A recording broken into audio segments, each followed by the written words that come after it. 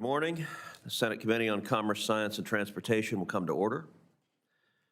America is at a crossroads in transportation policy. Autonomous vehicles, or AVs for short, are no longer theoretical. Like it or not, they are here, and they will be central to the future of roadways.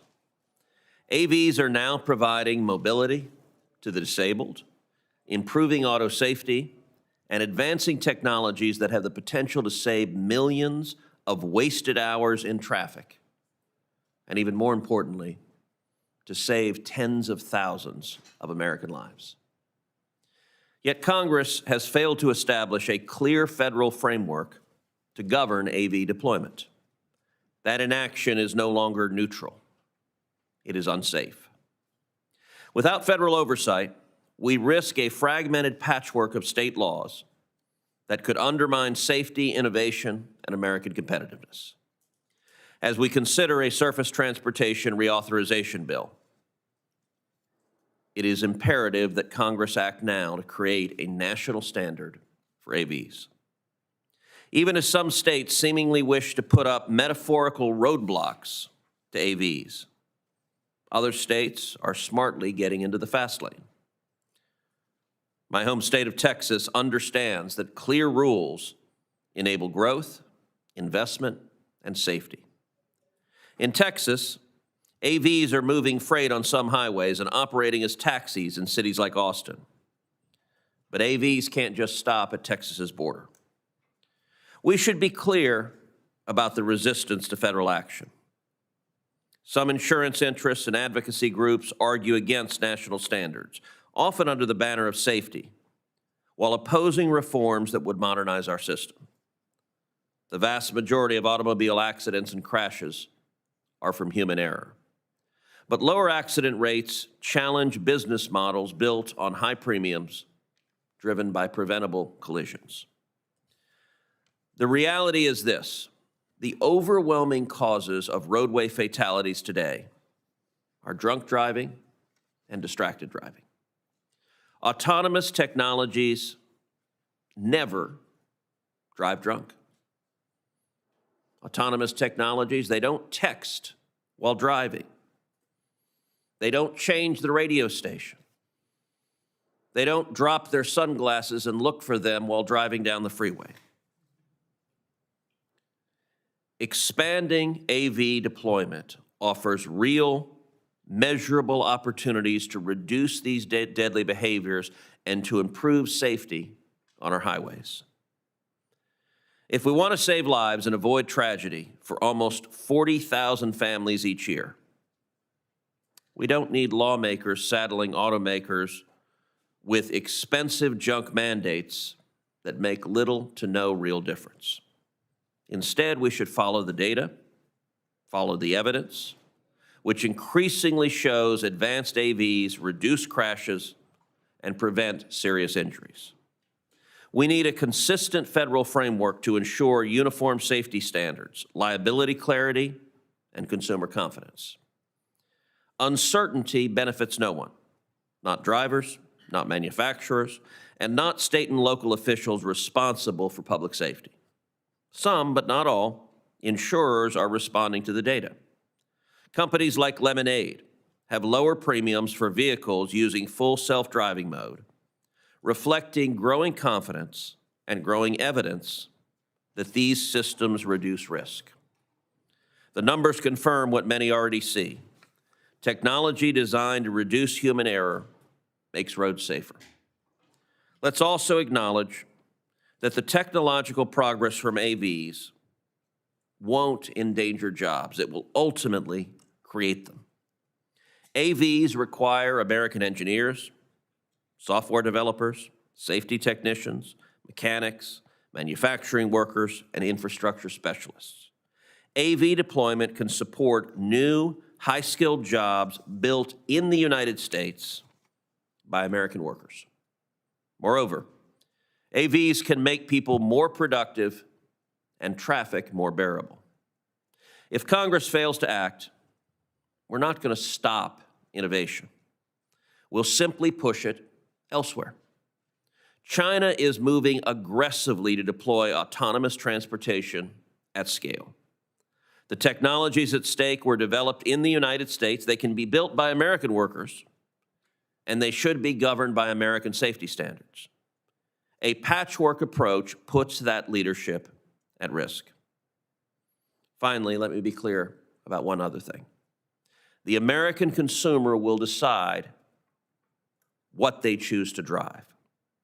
No one is and no one should be mandating AVs. This isn't like Biden's de facto mandate killing the gas-powered car.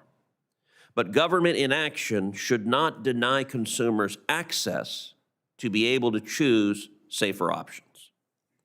A federal framework for autonomous vehicles is not about picking winners. It's about setting clear rules, improving safety, creating American jobs, and ensuring that states like Texas can continue to lead. Surface reauthorization is the moment for Congress to act. I'll now turn to Ranking Member Cantwell for her remarks. Thank you, Mr. Chairman. I think you know I certainly want to get the surface transportation bill done. I think I've mentioned it as my #1 priority since you're taking over the committee, so I hope we will get to that. I don't know whether this kind of legislation is the appropriate place for that, but I do know that nearly 40,000 people die on the roads each year. And thankfully, we have seen how innovation in vehicle technology can make human drivers safer on the roads. For instance, automatic emergency braking technology has been shown to reduce injuries from rear collisions by 60%. These technologies are saving lives today. Fully autonomous vehicles offer the potential to reduce crashes on roads, but we have seen the risk of letting companies beta test on our roads with no guardrails. In 2024, a report from NHTSA linked Tesla's autopilot to hundreds of crashes, including at least 13 fatal crashes and many more injuries. Safety advocates have linked 65 fatalities to Tesla's automated technologies. These tragedies have occurred in my state. In April 2024, Jeffrey Nissen from Stanwood, Washington, was killed when Tesla's autopilot system failed to recognize his stopped motorcycle. Tesla was allowed to market their technology, which they knew needed human supervision, as autopilot because there were no federal guardrails.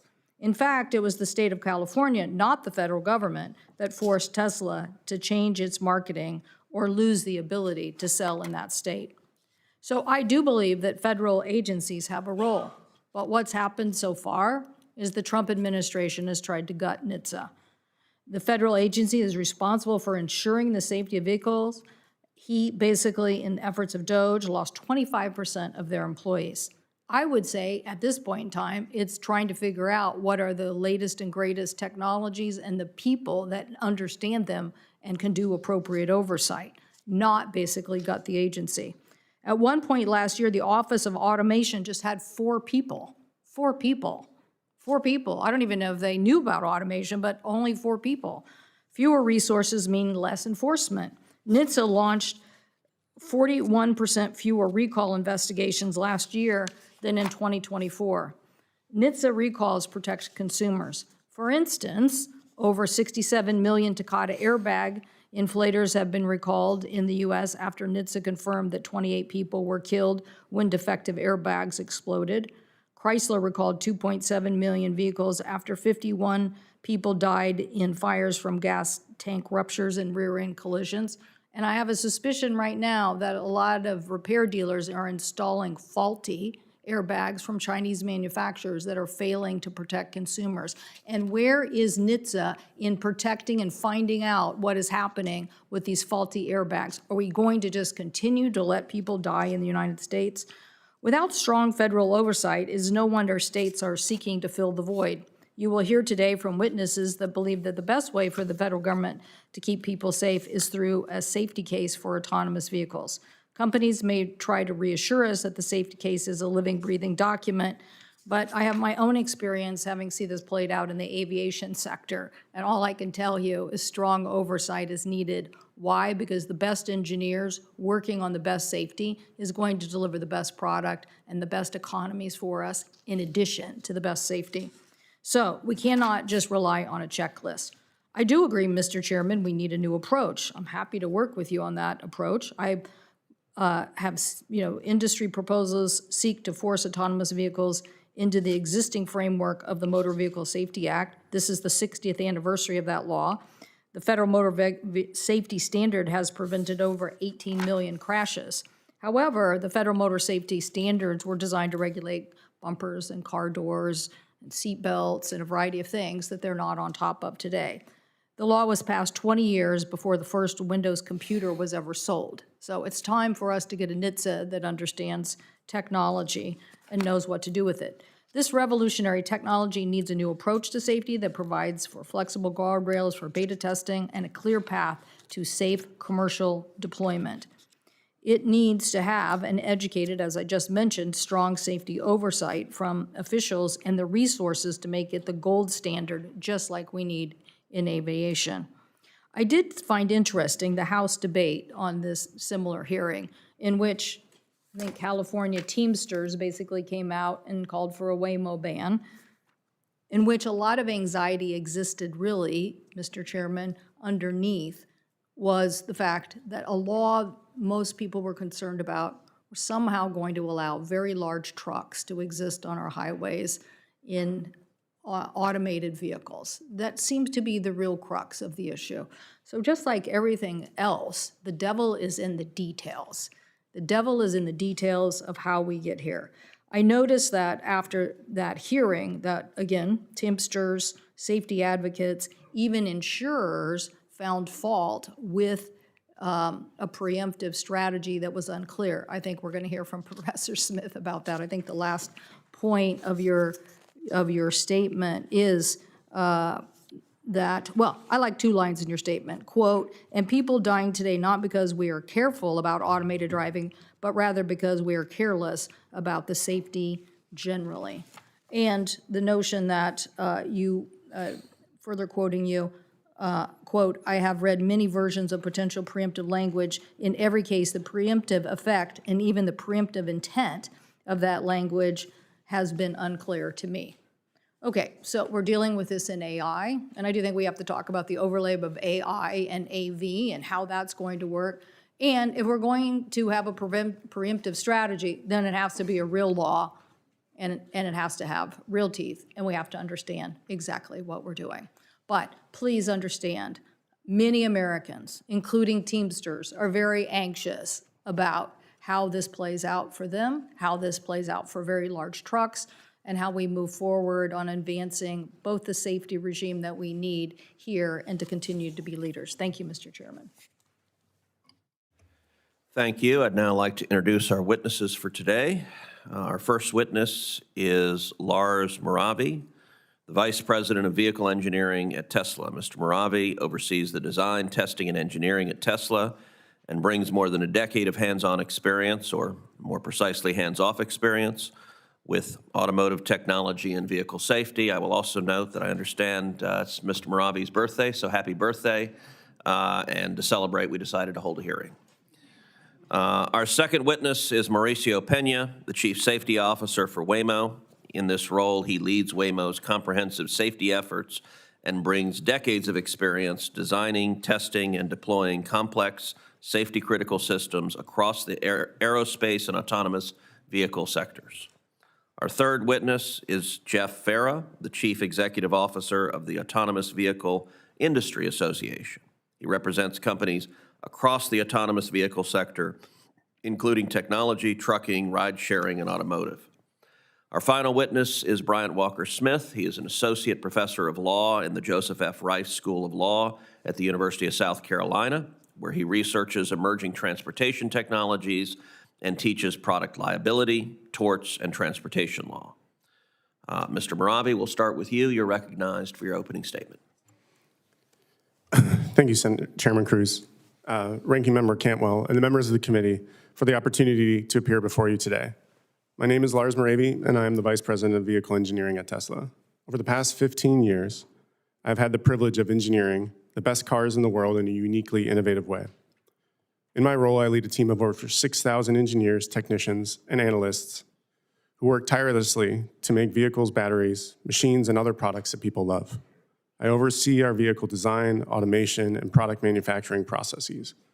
My team and I develop new systems to ensure the quality, reliability, and performance of these products. I'm incredibly proud of the work we do. At Tesla, we believe autonomous vehicles are the future. AVs present an opportunity to significantly improve safety on the road and enhance accessibility to transportation for all Americans. AVs also provide an opportunity for the U.S. to create jobs and reassert its dominance in advanced manufacturing for the 21st century. U.S. automobile manufacturing was once a tremendous strength of this country, and Tesla believes it can be once again. In the face of an unprecedented global challenge, we as a country need to lead the way in AV innovation to make that a reality. Tesla's manufacturing footprint spans 52 million square feet across the country, making the U.S. one of the largest and most advanced electric vehicle production hubs in the world. Our Giga Texas headquarters alone is over 11.5 million square feet and ranks among the largest manufacturing buildings in the world. We know that the future of vehicle manufacturing largely depends on investments made now, which is why we are doing everything we can to ensure that the U.S. is an industry leader for AVs and EVs. We believe that AVs can fundamentally reshape how we travel. At Tesla, we are relentlessly innovating to iterate and expand mobility independence and access for everyone. For example, our vehicles used in the autonomous driving services, or robotaxis, are designed to support various accessibility needs, such as screen readers and room for service animals. But we also understand that safety is paramount. At Tesla, safety has always come first. Human behavior is one of the leading causes of accidents, as drivers may be inattentive, distracted, speeding, or impaired. And by removing this human distraction from the equation, AVs will dramatically cut accident rates. We believe AVs are the next big jump in vehicle safety on our roads. We design our vehicles to exceed all relevant safety standards, and we're taking safety even further by pioneering AV technology designed to reduce collisions and save lives. Building on our industry-leading crash protection, active safety systems, and over-the-air safety improvements, we are developing advanced AV features to continuously improve performance. We work tirelessly to bring the safest cars to the market today and to leverage technology and ingenuity to create the safest cars of tomorrow.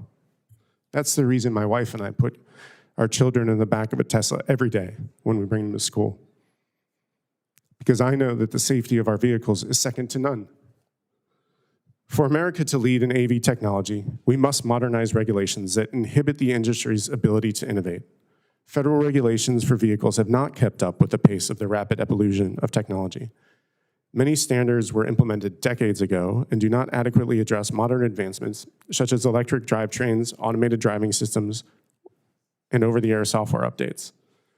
We need American leadership for AV rules and regulations.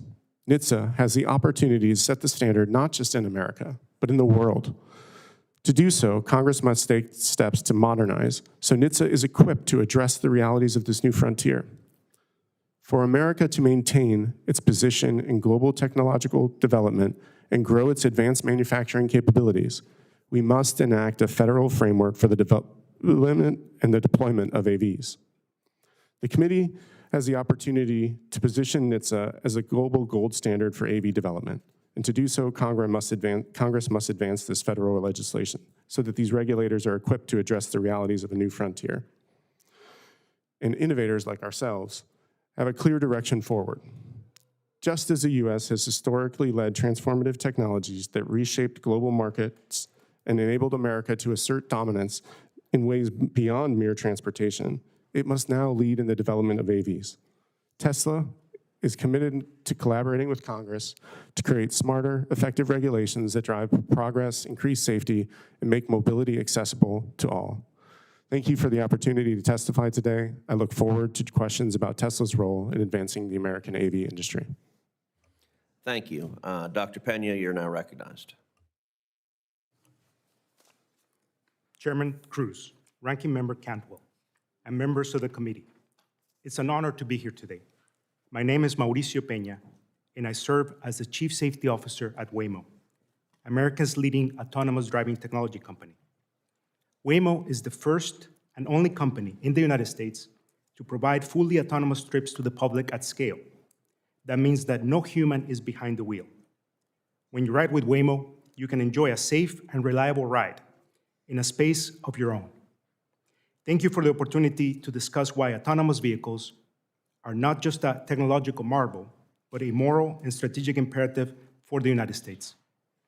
Tragically, 40,000 people die due to largely preventable traffic crashes on roads across our country every year, with hundreds of thousands more injured, often in life-altering ways.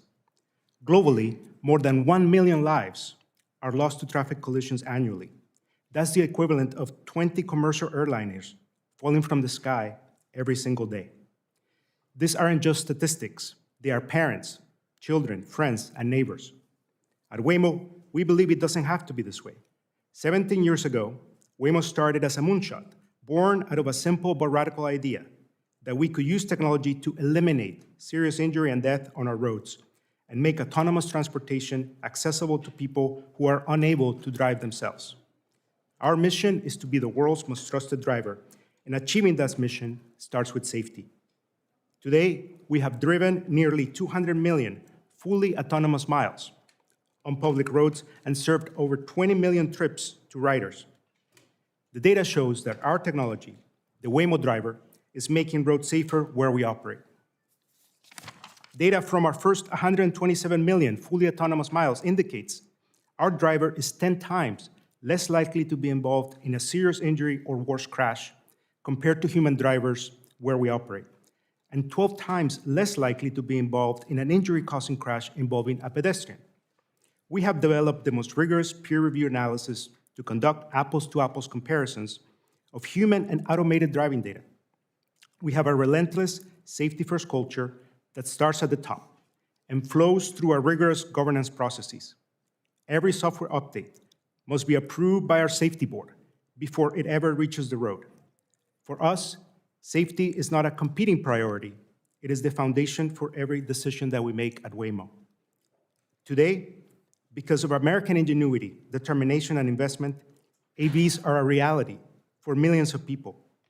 Right now, we operate a fully autonomous commercial ride-hailing service for the public in Phoenix, the San Francisco Bay Area, Los Angeles, Austin, Atlanta, and Miami, providing more than 400,000 rides every week. Americans trust us to get them to their destination safely, and I'm inspired by the positive impact that we're making on their lives. Our riders are taking Waymo rides after their weddings, to gain quality time with their families, and even to the hospital to deliver their baby, or back home with their newborn. We are there for our riders' most important moments as well as their daily needs. Waymo is an American success story, but US leadership is not guaranteed. We are locked in a race with Chinese companies for the future of autonomous vehicles. If they win this race, Chinese companies, not the US, will set the technical standards for the rest of the world. To win, the US needs a predictable, durable, national regulatory framework that sets a high safety standard based on a safety case. Without it, we face a fragmented landscape of state regulations that foster uncertainty, slow investment, and create unequal access to the technology. To truly deliver on the promise of fully autonomous vehicles, we need federal leadership, and we need it in this Congress. Chairman Cruz and members of the committee, we share your goal of ensuring a national AV framework is included in the Surface Transportation Reauthorization Bill. American leadership in autonomous driving technology must be defended. We look forward to working with you to ensure that American safety and American innovation are the gold standard for autonomous driving around the world. Let's not see the future, let's lead it. Thank you, and I look forward to your questions. Thank you, Mr. Farah. You're recognized.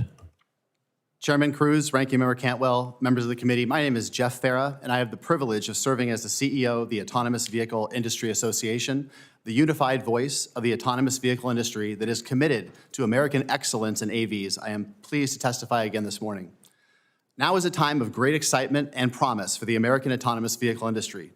AVs are no longer a futuristic dream of a safer world. Autonomous vehicles are here.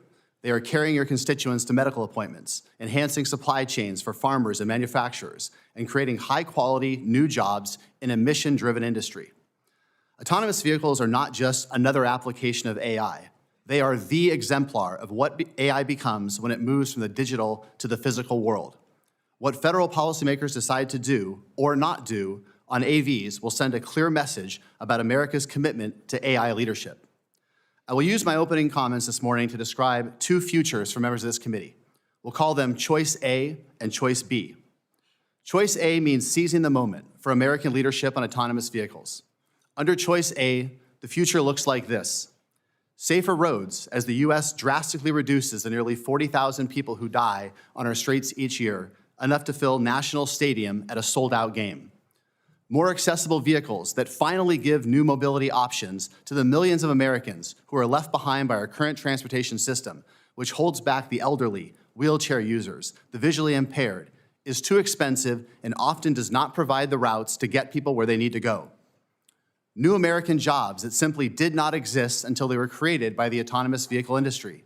Jobs like AV fleet deployment specialists, technicians, fleet managers, and manufacturing workers. These jobs will power the future of the American economy. Choice A can be ours if we want it. It does not require a dime of taxpayer funds, only Congress putting in place federal rules of the road that allow American innovators to thrive. We need action from Congress in these areas. First, raise the bar on safety for all autonomous vehicles by requiring the Department of Transportation to move forward on a series of rulemakings, including requiring that AV manufacturers develop a safety case. That is, evidence and documentation demonstrating why their vehicle is safe to be on the roads. The Department of Transportation should also require that AV companies abide by a series of driving competencies so the public understands that the vehicles are safe. Second, put AV data reporting on solid legal footing by enshrining in statute a national AV safety data repository that has NHTSA collecting data and sharing vital information with state regulatory partners. Third, modernize federal standards related to vehicle controls that are intended for human drivers, thereby allowing innovators to develop next-generation vehicles that take meaningful steps forward on accessibility. A federal framework should complement the 26 state AV deployment laws already in place, not replace them. Regulating autonomous vehicles is a shared responsibility between the federal and state governments, but we need the federal government to step up. Under Choice A, we set the global standards. We build the technology here. We create high-quality American jobs rooted in U.S. communities. With Choice A, America doesn't just adopt autonomous vehicles. America defines them. Then there is Choice B, under which we reject this opportunity and fail to put in place a federal policy framework. Choice B has the following consequences. China becomes the global leader on autonomous vehicles. At this moment, the People's Republic of China is devoting massive resources to the development of its national champions. It is not waiting to find out what American policymakers want to do. The state-run Beijing Review put it succinctly, quote, Chinese-developed autonomous driving technologies have made inroads into a growing number of global markets, citing activity in France, Spain, Switzerland, Luxembourg, Singapore, Saudi Arabia, and the United Arab Emirates. With one Chinese industry member calling the development of AVs, quote, a hallmark of made-in-China innovation. Finally, under Choice B, we accept the status quo. Preventable deaths due to human error, transportation options that leave millions in the rearview mirror, faltering supply chains that let small businesses down, and states leading on AV policy with little guidance from their federal counterparts. Members of the committee, I implore you to choose Choice A. This committee can, on a bipartisan basis, advance American leadership, increase safety standards, and create new, high-paying and fulfilling jobs. And with the Surface Transportation Reauthorization Bill before this committee, you have the perfect vehicle to lead. Thank you again for the opportunity to testify this morning. Thank you. Professor Smith, your 5 minutes. Thank you for your invitation. I'll offer 7 points. First, American driving is dangerous. Automated driving could help if we're careful about it. But people are dying today not because we're careful about automated driving, but rather because we're careless about road safety generally. Other countries do care. Driving in the U.S. is twice as deadly as in Canada and Australia. As a South Carolinian, I'm 10 times more likely to die in a crash than my friends in the UK. 10 times. These countries aren't hiding some vast secret fleet of AVs. I can't yet hail a robotaxi in London, but I can cross the street. Second, arrogance is careless. AVs have tremendous potential, but believing they will be a panacea virtually guarantees they won't, because that confidence blinds us to risks. Many engineers working on AVs show humility. They talk with me about what's hard, what went wrong, and what's uncertain. They want to learn from local officials. I wish AV companies would show more of this humility in their PR. Third, the best proxy for the safety of AVs is the trustworthiness of AV companies. There are no self-driving or driverless cars. The companies that develop and deploy AVs are the drivers. This means that an AV is only as safe as the companies responsible for it. We can and should proactively assess their trustworthiness. AVs won't be perfect, but a company can still do right after its technology fails. It can explain what went wrong, how it's addressing the actual harm, how it's reducing future risks, and critically, what it's learned more broadly. We need to see more of this. Doing right does not mean forcing victims into arbitrations, and it does not mean buying their silence and thereby misleading the public. These are betrayals of trust. Fourth, safety is a marriage, not a wedding. Safety is a lifelong commitment that continues as long as an AV is on the road. It's not just a one-time test or certification or checklist. A credible safety case must be a living document that is clearly supported, robustly interrogated, and routinely updated. Vehicles placed on our roads stay there for decades and therefore need oversight for decades. NHTSA provides some of this oversight, and AVs will dramatically expand the scope of it. Yet both NHTSA and FMCSA are tiny, under-resourced agencies with huge mandates. Fifth, AVs are an especially visible part of a much broader discussion of AI. As a society, we're likely to place many of our hopes and fears about AI generally on AVs specifically. The Transforming Transportation Advisory Committee, which I vice-chaired, addressed many of these issues, including employment, accessibility, sustainability in the face of climate change, privacy vis-a-vis both companies and governments, and fundamental questions of power. For each, we need clear policy goals and an iterative approach to achieving them. Sixth, local government has essential expertise. Few appreciate how much local governments are subsidizing automated driving. First responders, for example, solve all kinds of problems today, from waking up people in robotaxis to literally moving AVs that are stuck. These local officials deserve our respect. They want the people who remotely assist AVs to be in the US. They need to know AVs will help rather than hurt their response to disasters. They want to be able to ticket AV companies for moving violations just as they would any other driver. They emphasize that every city is unique and AVs must operate accordingly. Finally, we must empower, not disempower, our communities.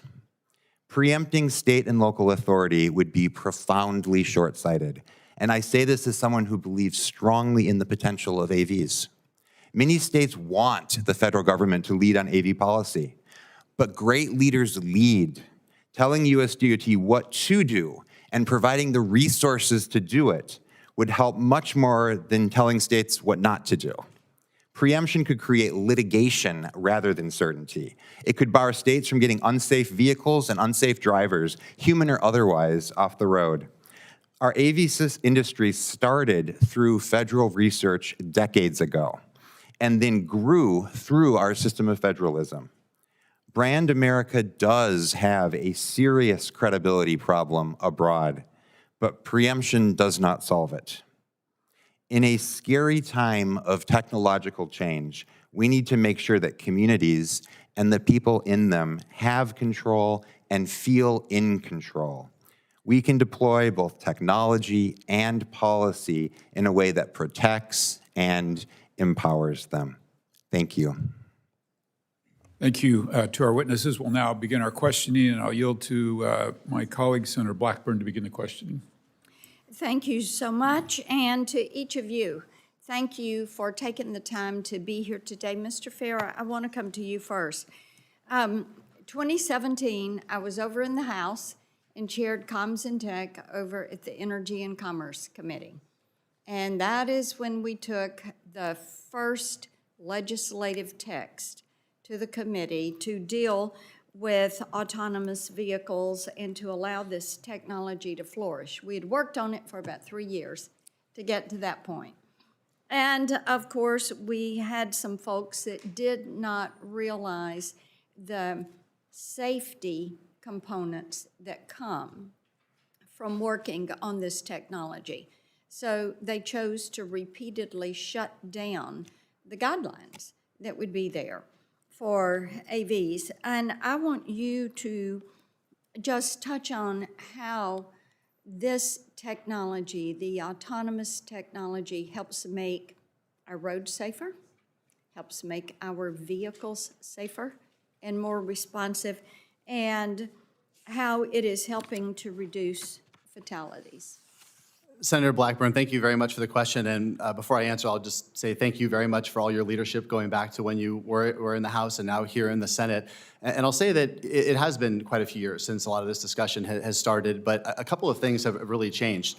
The first thing that's changed is this is no longer science fiction. This is on roads, as I said in my opening statement. 26 states proactively authorize this technology. They are carrying passengers right at this very moment. So this is a reality for many, many Americans. The second thing that's changed is that we are no longer alone in the quest to have self-driving vehicles. We now have strategic competitors, most notably the People's Republic of China, that are bound and determined to be the global leaders when it comes to autonomous vehicles. But without a federal policy framework, we are asking our innovators to fight with one hand behind their back. And so that is why it's so important to pass a federal policy framework. And you touched on safety. This is the driving force behind our industry. We want to make our roads safer. We reject this idea that we just have to accept all the fatalities, accept all the injuries, accept millions of Americans being held back because vehicles are not accessible enough.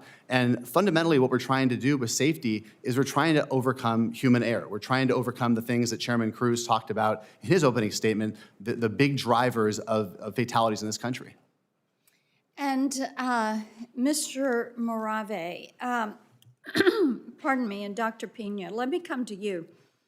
I know that you all are working on safety, and we talked about this yesterday when we met, and thank you again for your time. And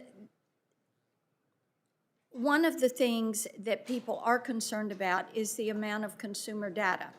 They like the safety, they want you to innovate, they want to lower fatalities, but they're saying, what kind of data are you getting?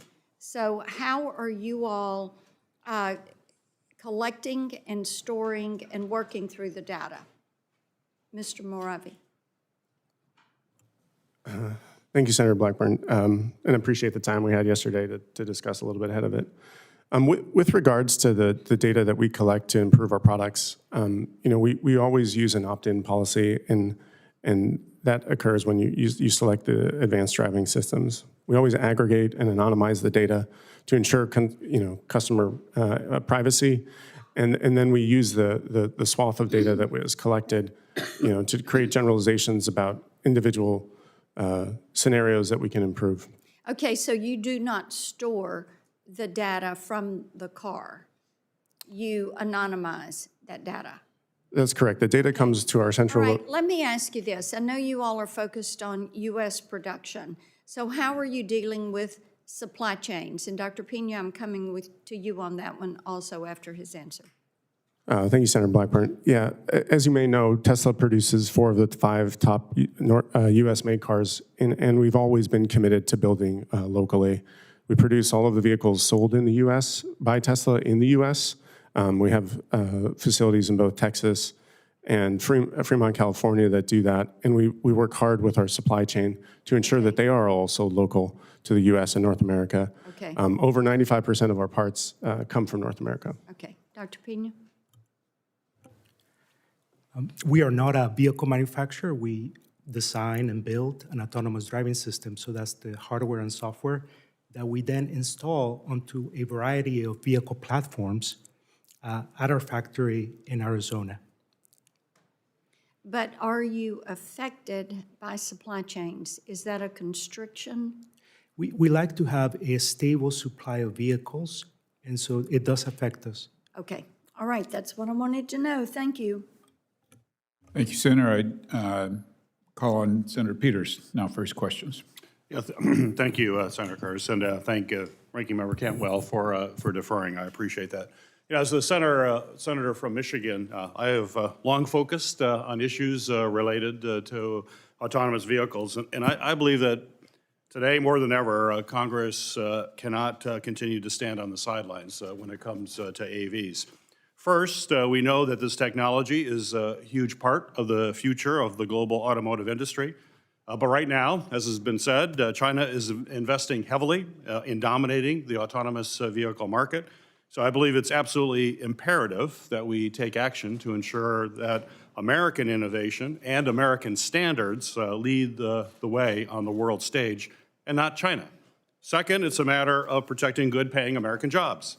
Congress cannot be silent on a technology that will literally shape the future of mobility. Automotive jobs have been at the heart of my state of Michigan and our manufacturing economy for over a century, and we need to ensure that those jobs stay here in America. And finally, and most importantly, as has been said, this technology will save lives. Today, more than 100 Americans die on our roadway each and every day. As we sit here today, 100 people will die today. And we must do everything we can to harness solutions with the power to bring that number as close to zero as possible. But that also requires building trust. Americans deserve to know with certainty that these vehicles will deliver safer streets and that federal regulators have laid out clear rules of the road. The bottom line, it's up to Congress to do something. And that's why today I'm calling on our chairman and my colleagues on the committee to work with me to make that a reality. And I'm calling for a bipartisan AV title in our next surface transportation bill. We can't wait any longer. With that, I got a couple questions. First, Professor Smith, you and I share the position that it is both avoidable and unacceptable to have 40,000 deaths on our roads every year. And I believe we need to harness every solution to that problem, as evidenced by the hearing that I held on this issue last year. And I believe that AVs are certainly a part of that answer. However, even autonomous vehicles will not be perfect. We know that accidents will occur. And I believe we should assess those incidents against the larger backdrop of our extremely dangerous roads today. So my question for you is, in your opinion, how should legislators approach the idea of relative safety when it comes to AVs, and why should we not be satisfied with the default level of danger that we see on our roads today? Thank you, Senator Peters, because the current level of carnage is horrific and is preventable, and we know how to prevent it. And so with automated driving, we have these two different frameworks that are kind of in tension. One is the car framework. Can we save one more person? The other is the aviation framework. Any crash is a failure and unacceptable. And so automated driving is essentially this challenge of shifting from that first paradigm to the second. And so in assessing the safety of any crash, right, we could ask, well, did the system perform at least as well as a human driver in the equivalent scenario? Did it perform at least as well as a competing technology? And importantly, did it perform better than the last one that failed? In other words, we can't have static standards. The bar has to keep going up. Great. Well, I thank you for that answer. But I'd also, Mr. Chairman, like to enter into the record an op-ed from a neurologist published in the New York Times about his experience with car accident victims and how recent peer-reviewed AV data is too promising not to pursue. I think it's important and would like to enter that in the record. Without objection. One of the key reasons I believe Congress must act on autonomous vehicle legislation is because AVs represent a huge part of the future of the U.S. Automotive industry. We need to not only make sure AV technology is developed here, we also need to make sure these vehicles and their sensor suites are manufactured in America as well. Michigan auto workers have led the nation and made the U.S. automotive industry internationally competitive, and I believe they can do the same for autonomous vehicles. Mr. Pena, Waymo currently does import vehicles from China to pair with its software stack. And I'm glad that you're moving away from this partnership. But from your perspective, how can Congress better ensure that AV companies prioritize U.S. manufacturing and union labor when it comes to building the vehicle's hardware of the future? And is this something that aligns with your company's vision of the future? Senator, we design and build our autonomous driving system right here in America. And as I mentioned before, we use a variety of platforms, and we install an autonomous driving system onto those platforms in our factory in Arizona. Great. Time is low. Mr. Chairman, could I just ask a question for the record, and appreciate that. Mr. Farah, some of your automotive manufacturing members, including Michigan's own General Motors and Ford, are driving consumer acceptance by introducing consumers to high levels of autonomy in their personal vehicles, including, as you know, hands-free highway driving and more. That includes the goal of introducing level 3, hands-off, eyes-off driving technology for consumers to deploy when they choose. This way, autonomous technologies are delivering safety benefits in personally owned consumer vehicles today. Neither NHTSA nor Congress, though, has established a dedicated regulatory framework for level 3 systems. What do you think are the greatest regulatory gaps today for Congress to fill the level 3 deployment? I can enter that for the record to respond unless you have a quick response. With the indulgence of the chairman, I would be very glad to elaborate on the response for the record, and certainly level 3 is an important piece of automotive technology, and I didn't want to miss the opportunity to thank you for all of your past efforts on behalf of the AV industry. Right. Thank you. Thank you, Mr. Chairman. Thank you. We welcome any other responses afterwards as well. Well, I now yield to myself, and appreciate our witnesses being here, appreciate this topic. I think it's fair to say that there's broad agreement that Congress must lead on this. Professor Smith, I'll give you a little asterisk that states can play a role as well, and I think that's a worthy conversation. And I think the real question isn't whether or not we should lead, but how we should lead without sacrificing data privacy, without sacrificing transparency, without sacrificing innovation. And it's not careful, the federal government can clamp down on innovation. And with that in mind, I'd kind of like to turn to the data privacy part of this. Dr. Pena, I was in Los Angeles this weekend, and I noticed with some awe the number of your vehicles that I saw. Do you know roughly off the top of your head how many you would have, like in a market like in Los Angeles, how many vehicles? I don't know, don't have an exact number for you, but there's a few hundred vehicles down there. Yeah, enough that you see them on almost every corner. Do you know per vehicle how many cameras are part of that? We have, I think, 29 cameras approximately. 29. Are any of those internal? Oh, yeah, we do have cameras internally to help our riders when they need it. Sure. So if you take 29 cameras and you times it by a couple hundred vehicles, the potential for data collection, that was my first impression when I saw that vehicle go by with those cameras, is the amount of data that potentially could be collected is staggering. And so I think my first question for you, and then Mr. Morave, is like, what internal policies do you currently have for data privacy?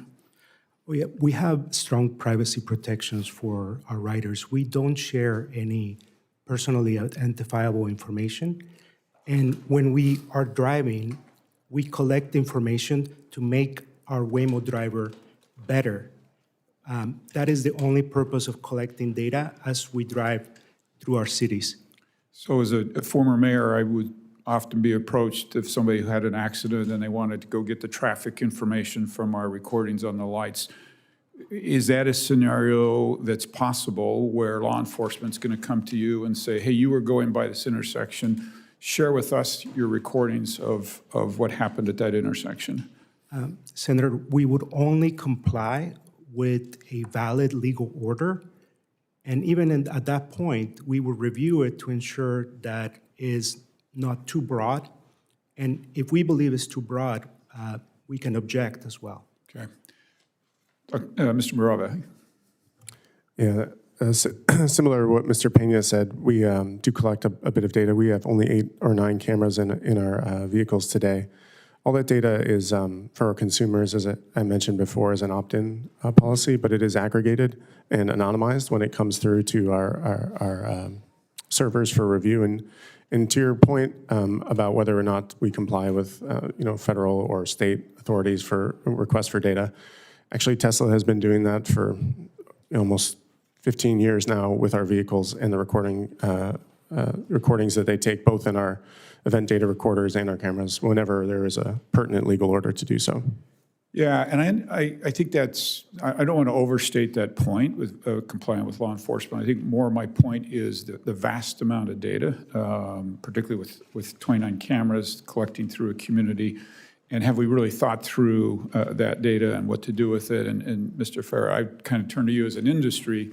Is the industry ready for this data privacy question? And are you prepared, or is industry prepared with future legislation to discuss how we deal with data privacy? Senator Curtis, thank you very much. And I think that Mr. Pena articulated very well what's the industry standard, which is that you would need to get a valid order from a law enforcement agency or court in order to comply with that. And if it was appropriately overbroad, that would be something that the company would certainly evaluate. And I would say that we are very eager to participate as Congress, as this committee takes on future data privacy discussions. We absolutely want to be a part of that process. Yeah, and I would point out, we've got good actors at the table today, but as industry grows, you'll have people who may not take good care of that data. You may have data breaches. And I just think it's something that's very important for us to consider. We talked just briefly before the hearing about Utah. Utah would love to be a leader on this. We have the Olympics coming. We've talked a lot about safety. Could you briefly just discuss traffic congestion and how a state like Utah might use autonomous vehicles to deal with less traffic on the roads and the impact that that could have on a state like Utah? Absolutely, Senator, and as you know, I'm a huge fan of your state. As I told you, I've been there many times, and I will say that Utah is one of the 26 states that has an AV deployment statute, so you're very well positioned to take advantage of this, including for the upcoming Olympics. In terms of traffic congestion, what we're really trying to do is to give more transportation options. So in many cases, for example, in Salt Lake, this may be an elegant solution for moving people through city centers in a more effective way in some sort of shared use vehicle. And that's something that, on a city-by-city basis, we're trying to give new optionality. Good. I've used up my time, and I'll yield to our ranking member for her questions. Thank you, Mr. Chairman. Professor Smith, you talked about trust and faith and building that over a period of time. My point is that the information age is delivering a lot of technology change. I'm not sure Boeing understood software as well as they should have understood software. I think here we may not have a NHTSA that understands these challenges either, but we certainly can't dismantle them. And we need to have people, when it comes to AI or privacy, we need people in the federal government who are going to understand the issues. Otherwise, we're not going to do a good job. So I think that's part of building that trust and faith you're talking about, because you're going to continue to repeat issues. Not everything is going to be known. You're still going to, again, there's a difference between a beta program and a large-scale program, and then something else you find out happens. So I'm trying to get to this point because we have these, we have an autopilot issue. I mentioned a constituent of mine, Mr. Nissen, who was run over. He was on a motorcycle, and he was run over by a Tesla car on autopilot that the family is saying did not detect the motorcycle. This isn't like blaming it on the people who were supposed to be in the car, although that is a pretty big debate. That did the term autopilot mean something to the users of Tesla, and then they're responsible? But I think the family in some of these cases, there was a case in Florida where they basically are saying, no, it's still negligence because of the way autopilot was marketed. I'm assuming, Dr. Pena, you like this binding arbitration that your users are under now? That they sign an agreement, and then if something goes wrong, Could you describe the in arbitration? the user for Waymo, you basically sign an agreement that basically if there's a dispute about what happened, you now are in a binding arbitration with the manufacturer, with Waymo, over the results of those cases. I'm trying to get to liability here. I'm trying to get to liability. So you approve that now, correct? Ranking Member Cantwell, that's not my area of expertise. My area is primarily AV safety. But I'd be happy to get back to you. Okay, my understanding, Professor Smith, that these are just like binding arbitration contracts. It's very common in industry, yes, And unfortunately. so we are not going to take this common standard in software where I'm downloading a game or some app and now we'll apply it to cars. We're just not going to do that. I'm not going to do that, and I'm not going to allow that to happen. I'm not going to sign a binding arbitration agreement with Waymo and then basically say I can't sue them. I'm just stuck in binding arbitration. I guarantee you this Congress isn't going to be for that either. The Senate has already taken action trying to be more aggressive. But where do we go with this issue? of building that trust that you're talking about, and showing, Mr. Farrar just said he doesn't believe in preempting states. That's a good thing.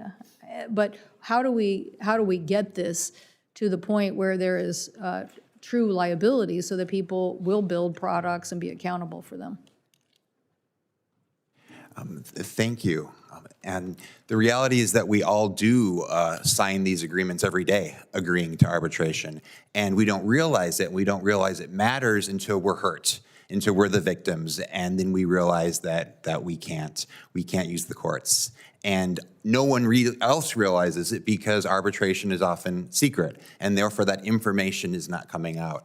So you talked very much about trustworthiness. The companies in this field are necessarily saying to regulators and to the public, trust us. And that needs to come with substance, right? With great power comes great responsibility. So they need to say, here's what we're doing, here's why we believe it's safe, and here's why you can trust us. And then that needs to be interrogated by, as you've described, competent, capable, well-resourced officials. The idea that our automated driving office could fit in a McDonald's or our defects agency could fit in a warehouse is astounding to me for a country of this size and sophistication. Well, I think not. I think the chairman of this committee berated the then CEO of Boeing, Dave Calhoun, for breaking that trust and faith. I think Kelly Ortberg is trying to reestablish it and to say that, no, it has to be based on good engineering and a constant accountability. But I do think figuring out the federal responsibility so that we can have predictability and certainty, but it has to come with some liability. It just does.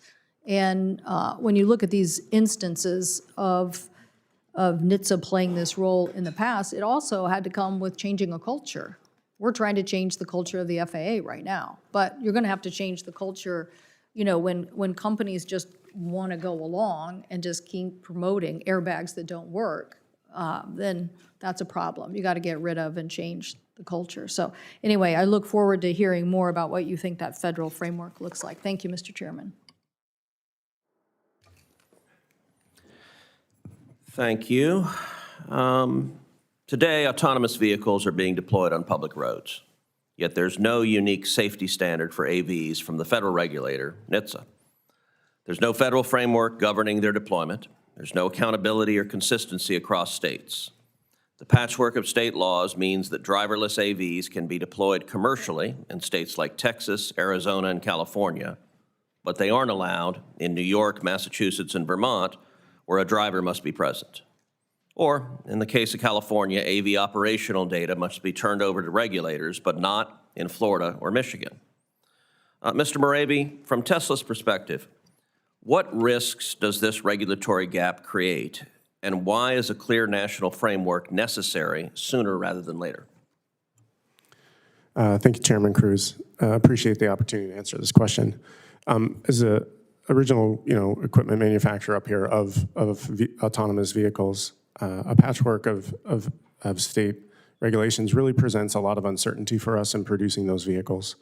When we talk about FMVSS regulations, it's important that we homogenize them for purpose-built AVs so that we have certainty and we have a path forward that is consistent across all 50 states.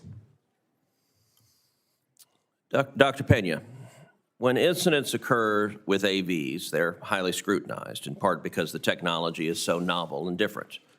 Recently, there have been incidents with Waymo involving school buses in Austin and a child in Santa Monica, California.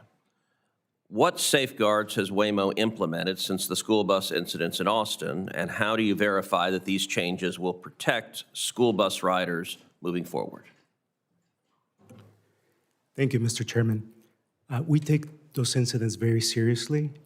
Safety is our top priority, especially the safety of children and pedestrians. We're evaluating every one of those events and developing fixes to address them. And we have already incorporated many changes to our software to dramatically improve our performance. And we are working with the Austin Independent School District to collect data on different lighting patterns and different conditions. And we're also incorporating those learnings into our system. But we do safely navigate thousands of school bus encounters every single week, and we're continuously learning and improving because our work is safety is never done. And the report of Waymo striking the child in Santa Monica indicates the AV quickly slowed down from 17 miles per hour to 6 miles per hour. What lessons can be drawn from what occurred, and how might that have been different if a human driver had been driving? Mr. Chairman, first I'd like to express that we are grateful that the young girl was able to walk away from the scene. And as you state, our analysis indicates that our technology was able to detect the young girl as she emerged from behind a tall SUV, brake hard, reduce speed, and reduce harm. And we performed an analysis as well of how we would compare with an always attentive human driver. And we found that the Waymo driver would have responded faster than our models of an attentive human driver. So in this case, I believe that we mitigated harm.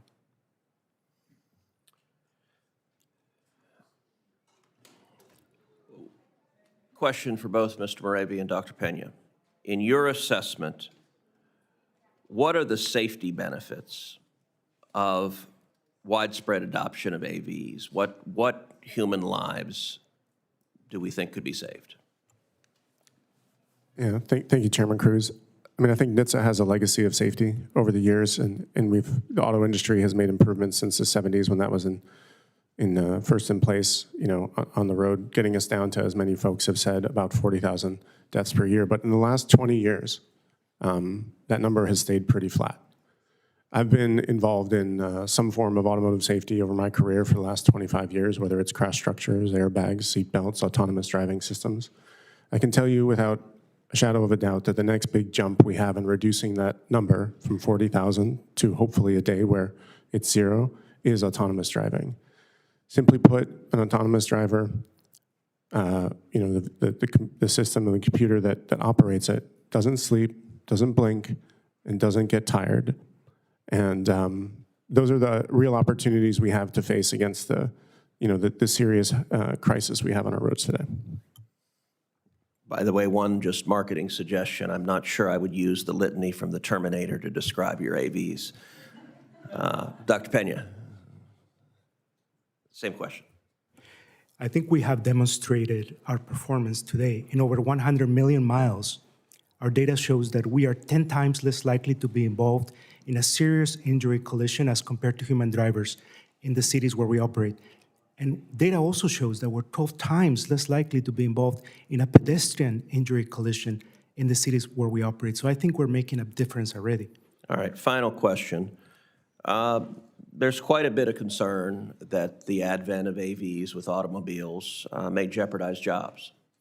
At the same time, I think Tesla is demonstrating that AVs can produce an awful lot of high-paying jobs, that there is a strong, positive job story. Share with this committee how many new jobs has Tesla's automatic driving system already created in Texas, and how many more are projected? Yeah, thanks, Senator Cruz. As you mentioned, we build all our AVs here in North America and in Texas. We've invested over $2 billion in a purpose-built AV line in Texas that will operate first at 1,200 jobs a shift, and then when fully ramped up to 5,000 jobs. And that doesn't include our supply base, which is also largely here, and the exponential factor that would have, perhaps 10 times that many. Thank you. I've also received outreach from 33 stakeholders who support an autonomous vehicle federal framework, and I ask unanimous consent that these be entered into the record without objection, so ordered. Who's next? Senator Kim. Thank you, Chairman. Thank you to all of you for coming out for this really important conversation. Before I even came into Congress, I spent years and years working on cybersecurity, national security related issues. So as we're talking through safety and control, I guess I just wanted to get a sense from you just where we're at when it comes to the capacity to protect ourselves from cybersecurity attacks, as we are worried about the growing number of devices that we have that are connected to the internet. I have to say at the top of the list, I do have concerns just about autonomous vehicles, and I wanted to just get a sense from you what's true and what's not. So maybe, Dr. Pena, maybe we can just start with you. Just what levels of concern have you had, and what steps are you all taking to try to prevent the ability for someone else to be able to access data as well as take control of controls and features of the vehicles? Yeah, cybersecurity is a very important part of our safety framework. It is something that we take very seriously, and we take a number of measures to identify vulnerabilities, perform risk assessments, and then mitigate those vulnerabilities. One example is by design, our safety critical systems in the vehicle are protected from external connections. So you cannot actually hack into it, connect to it, and drive it remotely. And so we do design, we do testing. So we do a pretty extensive evaluation of cybersecurity and mitigations. So with your company and with your fleet, have you had any instances where someone was able to access data or features or control of any of the vehicles? Not that I'm aware of, Senator. Dr. Moravi, I guess I wanted to ask you just similar questions. Just, how are you able to protect your consumers, your drivers from cyber attacks, and have you had any instances of cyber attacks upon vehicles that were able to access data, features, or gain control? Yeah, thanks, Senator Kim, for the question. I guess I'll quote our CEO here from over 10 years ago when we started on this endeavor. He said one of his biggest fears was the possibility that someone could do, as you described, take over an autonomous vehicle and do something nefarious. Since that day, we've been committed to making sure that never happens. We have many layers of security within our system, and similar to what Dr. Pena said, our driving controls, go, stop, steer, are in a core embedded central layer that cannot be accessed from outside the vehicle. In addition, our security protocols ensure that no firmware can be downloaded to the vehicle without what is the modern-day equivalent of a two-man rule. In order to sign such a firmware, two people have to sign it off with individual keys to make sure that that encrypted firmware can be uploaded to that vehicle safely. And to answer your question very bluntly about has anyone ever been able to take over control of our vehicles, the answer is quite simply no. And to make sure that that happens, we actively participate in hacking events, paying people to try to get into our vehicles. And we are the only automotive manufacturer that does that. Yeah, Mr. Fair, just from an industry side, I think we all are in agreement here. We want to make sure that answer continues to be no in terms of ability to be able to access. Just what are you seeing in terms of across the industry, as well as what we should be thinking about here in terms of setting standards to be able to ensure that we can look the American people in the eye and say, this is not a scenario that can happen. You don't have to worry about this. Senator Kim, I appreciate the question, and I think what Mr. Pena described is very much industry standard. There's a thought of this as being a closed universe that the company controls, and that is a natural way of keeping out certain cybersecurity intrusions. I'll also just note here that from our perspective, we want Americans to understand that these vehicles are safe. We want Americans to trust these vehicles and understand that this is a huge priority of each of the companies that are there. If we don't have that trust, the technology doesn't get developed and it doesn't get deployed. And that's obviously not something that we want to see. And so there's a massive incentive on the part of the companies to do everything they can to address cybersecurity intrusions. And that's, I think, why we have the track record that we do. Yeah. Dr. Pena, one last quick question for you on a different topic. I'm from New Jersey, very densely populated area. Just as I'm talking to people in my state, how do you explain a deployment to a densely populated area? What types of markers, what types of metrics you need before you can say, this is safe now to deploy in these different areas? Yeah, before we enter any market, we do an extensive evaluation and test of the different driving features, different road types. We do analysis simulations, and we also perform testing with our vehicles, what we call autonomous driving specialists behind the wheel, prior to us removing the human driver. So we take our time, we do it very methodically, and we have a very strong safety framework. And all of that, those arguments, that evidence needs to be presented to a safety board, in which I'm a part of. And we approve that deployment with the sufficient evidence that the system's been demonstrated to perform safely in that city. Okay. Thank you so much, and I'll yield back, Chairman. Thank you. Senator Moreno.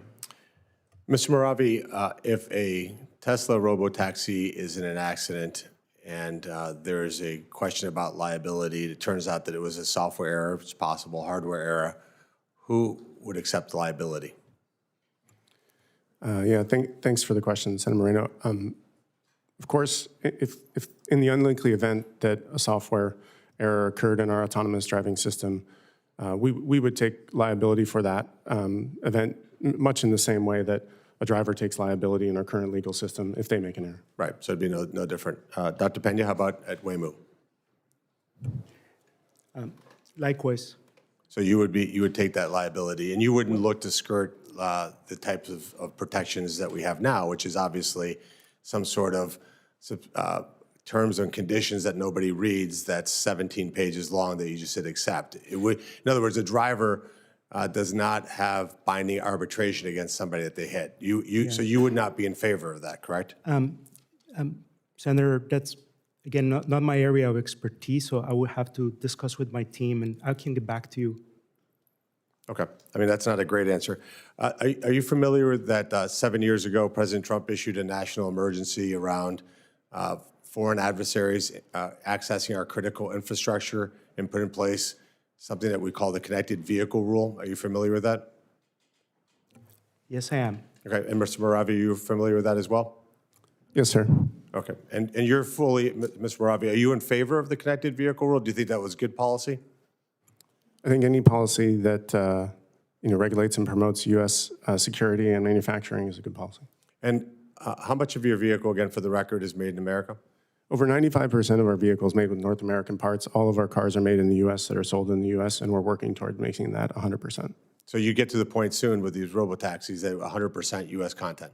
That's correct. So the connected vehicle rule would have no impact on you whatsoever because obviously all of the telecommunications infrastructure connections would be U.S. based, correct? Yes, sir. And Dr. Pena, how about you? Our autonomous driving system is designed and built in the U.S., and we installed onto several different platforms. We are in support of the connected vehicle rule. But how is that possible given that you said in your testimony that we're locked in a race with China, but it seems like you're getting in bed with China. The cars that you're looking to bring into the United States are Chinese automobiles owned by Chinese auto companies, are they not? We use a variety of platforms. They are Right now, you use a Jaguar that's made in Graz, Austria, and the car that you're looking at doing is a car by a subsidiary of Geely, which is a Chinese company. Is that not accurate? Yes, and we... So then how would advancing the U.S. interest over China be met by having a company allow Chinese-made automobiles to enter the U.S. market, which are currently not allowed to enter the market? It seems like a very backdoor way of bypassing the connected vehicle rule. Those Chinese vehicles, the Geely vehicles, have no smarts, no connectivity. What we do is we install our autonomous driving system right here in America, and we don't share any information whatsoever. And so I feel that having a stable auto supply is actually enable us to scale more quickly and more efficiently, which is in fact helping us retain our lead over China and even extend it. So giving a natural market to a Chinese company to ship us cars is making us better and creating more jobs for Americans. That's completely ridiculous. Let me ask you another question. When you operate in the cities that you do, what's the price difference between Waymo and Uber? Like if I were to go on and pick an Uber and then I go and pick a Waymo, what's the price difference? Senator, it really varies More or less. by market.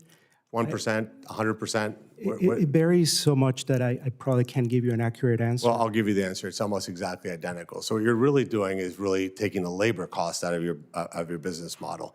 So let's just be clear. Which is, by the way, I'm a capitalist, and we need to frame this as, hey, look, we figured out a way to save a ton of money, which is to get rid of the human driver in the vehicle so we could make more profit. But let me ask you another question. You're owned by Google, correct? Alphabet is our parent company, amongst others. Are you going to be using disaggregated data to target advertising towards your users? No, that's not our plan. That's not your plan. So that would not be any kind of situation where you'd serve up different ads. people could use the service and then get that data to allow them to target ads towards Yeah. no, your users? That's not the plan. Is that plan subject to change? I'm not privy to that. Okay. All right, thank you. I'm out of time.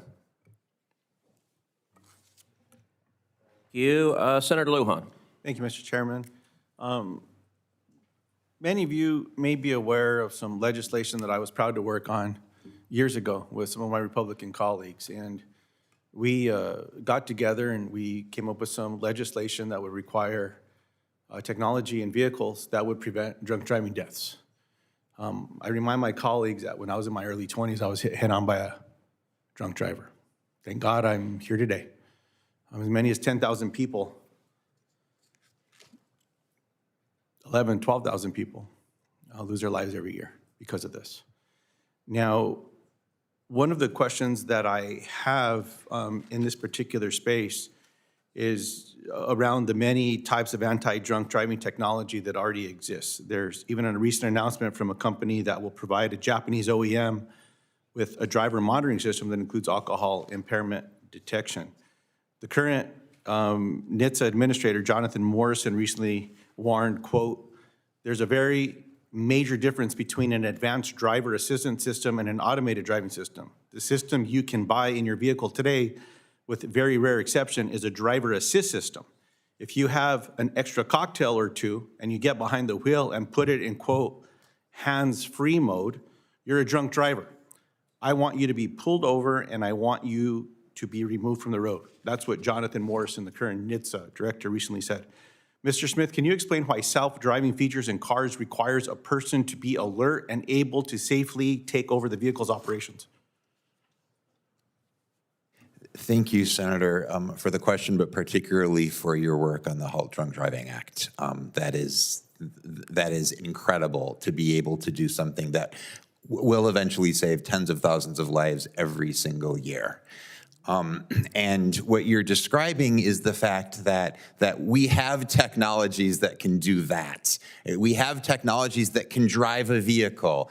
Some of the same ones and other ones are able to detect if a human is actually capable of safely driving the vehicle. And as you point out, certain applications of driving automation envision that a human might still be able to or even need to drive for a portion of the trip. Not the kind of robo-taxis that we might talk about, but features on production vehicles often. And as part of the safe design of the system, the manufacturer needs to know that when the system says, "Hey, human, drive," that the human is in a position to do so, that they're not sleeping, that they're not drunk, that they're able to re-engage. And so a lot of that is the ability to understand directly or indirectly if a human is able to drive. Mr. Moravi, what technology does Tesla leverage to ensure that a driver is alert? In other words, not impaired, drunk, distracted, or fatigued, and ready to take over the vehicle at a moment's notice? For your self-driving or autopilot technology to work correctly, isn't it necessary to determine that the driver can safely take over the vehicle? Thank you, Senator Lujan. Currently, for our full self-driving supervised system that is deployed in our consumer products, it is an L2 system, to your point, and it requires driver supervision. In those vehicles, we use a variety of detections to ensure that the driver is attentive, including eye monitoring, hands-on detection, and other bits of information to ensure that they're being attentive. So when NHTSA completes its rule and sets standards to passively detect drunk or impaired driving with the HALT Act, do you believe Tesla will be able to implement this technology in the near future? Senator Lujan, we have a good relationship with NHTSA, and we work closely with them on all regulations and abide by them. And should they pass a new regulation to the description that you just mentioned, we would gladly ensure that we comply with it. Appreciate it. Dr. Pena, do you support implementation of the HALT Drunk Driving Act? And how can your company help advance this life-saving initiative? This is, one of my goals as well, to eliminate impaired driving. And so we support it. And this is one of the benefits of our vehicle. We never drive drunk, never distracted. Dr. Pena, you're a systems engineer by trade, correct? Yes, I am. Can you explain the role of redundant systems in safety critical systems? Oh, absolutely. Having redundancy allows you to have higher reliability and higher levels of safety. You always have to plan for the unexpected. So if some of your systems malfunction, you want a backup system to be able to come into play and allow you to continue to travel safely. One of those tools is sensor fusion, if I'm not mistaken, and I'd ask if we could just get that entered into the record and we'll get the definition. As my time expires here, Mr. Moravi, can you explain to me why Tesla has decided to limit redundancy for its sensing systems by removing radar and relying solely on cameras? Yeah, thank you, Senator Lujan. Just a quick answer here. Our human roads are designed to be operated by pure vision, and I reject the notion that we don't have redundancy. We have 9 cameras, and each of them is independently wired to our central control. So in that sense, we have redundancy across the vision system that you mentioned. Well, I mean, would you say that when Elon Musk, your CEO, that LiDAR and radar reduce safety due to sensor, you agree with that? Senator Lujan, You don't want to answer, you don't have to, because I don't want to compromise you with whatever your next endeavor is. we believe strongly that we can solve all of the self-driving needs with vision alone. All right, well, Mr. Chairman, I know that when we talk about these self-driving things, there seems to be unanimous agreement, Democrats, Republicans, everyone involved, that LiDAR, cameras, all of this stuff works to keep everybody safe. And so I'm hoping we can drill in more. One question that I didn't have time to ask today, Mr. Chairman, is as we talk about all of these rules around self-driving cars, before you can get to full self-driving, Congress has to take action. Mr. Moravi, will you commit that Tesla, I don't want to call them salespeople, but the people that are at your facilities where people go pick up the cars that they order, to stop telling people that are purchasing Teslas that they can order a little hand weight from Amazon to trick the vehicle? Will you commit to sending an order out and saying, please stop that? Or not please, but demand that it stops? Senator Lujan, If you don't know what's going on, I can tell you, and if you want to see a video, I'll show you one. yeah, Senator Lujan, I'm not aware of the specific instances you have, but we do inform our staff to educate our customers on the features of full self-driving supervise and the functionality during all sales events. Mr. Chairman, I'll follow up with you on this one. I think we can get this one done.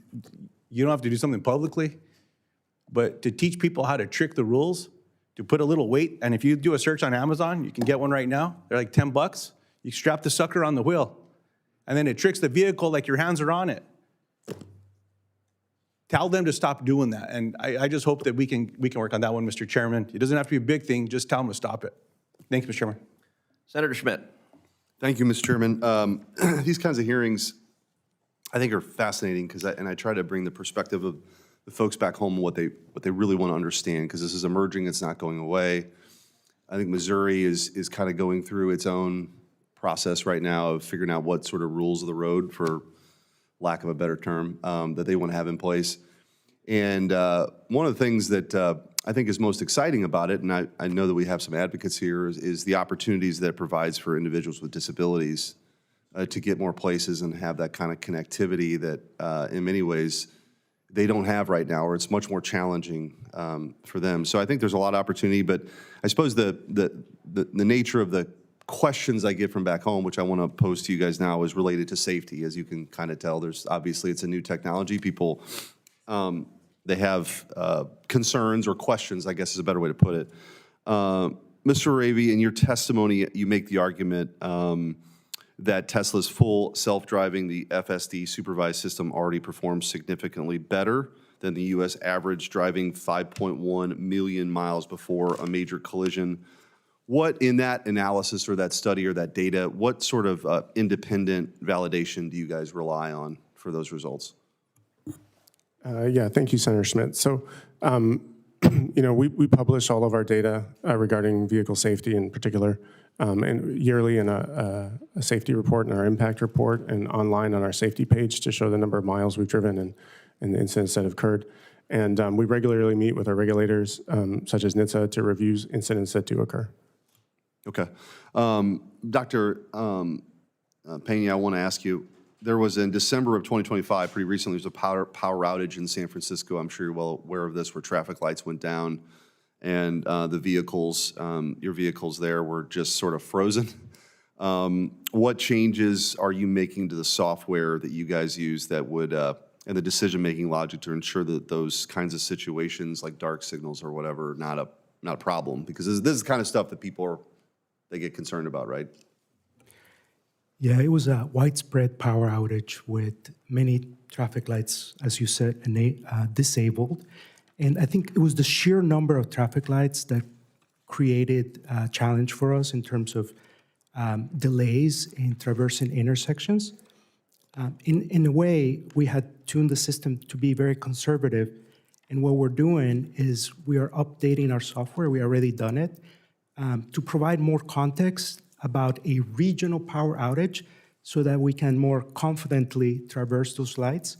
And we're also, updating our incident procedures and, working with law enforcement to ensure that we're communicating, that we're collaborating.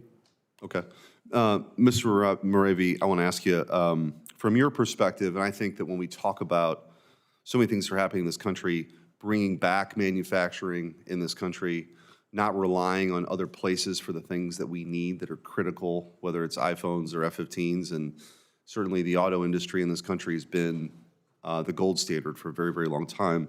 From your perspective, what's at stake in this competition with China for autonomous vehicles? And what happens if we lose? Yeah.